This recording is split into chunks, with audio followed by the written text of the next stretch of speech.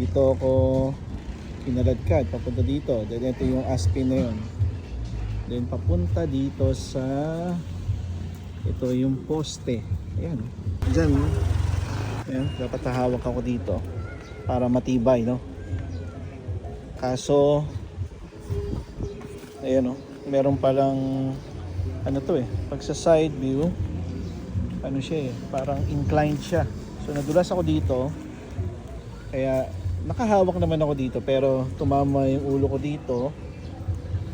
Then ito yung barbed wire na sinasabi ko. Yan. Diyan kumiskis yung aking dibdib. Then ayan, may mga sasakyan dyan. So yung mga nandito na witness yung aking heroic act. Okay. And buti na lang walang dumadaan. Hi! Buti na lang walang dumadaan na sasakyan, truck. Madalas kasi may dumadaan dito. Kung hindi, lagot na. Ayan, so eto pababa So walang etong pababa na to.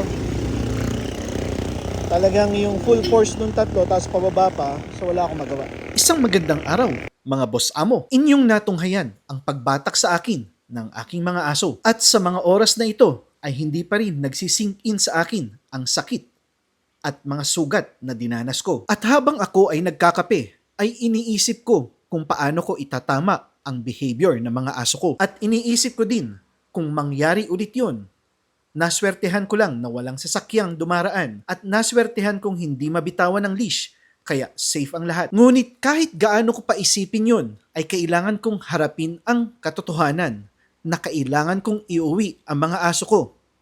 Kami ay 1.3 kilometers away from Supero. At habang kami ay naglalakad pa uwi, dito ko unti-unting nararamdaman ang hapdi ng sugat at ang sakit sa aking likod na humampas din sa poste. At habang kami ay naglalakad pa uwi, ay may mga followers din na gustong magpa-picture. Kaya sabi nga sa show business, the show must go on. At sa tatlong asong hawak ko, ang pinaka-reactive ay si Kim. Si Lakan at si Lapu-Lapu ay nahahawa lang kay Kim. Ito rin naman ang kagandahan ng pack walk out of our comfort zone. Dito lumalabas ang tunay na ugali ng aking mga aso. At kung ang tanong ninyo ay uulitin ko pa ba ang pack walk? Oo naman, ang lahat ng ito ay pagsubok lang. Ating abangan ang pagbabago ni Kim, Lakan at Lapu-Lapu. Yun lang po sa ngayon at maraming salamat sa panonood.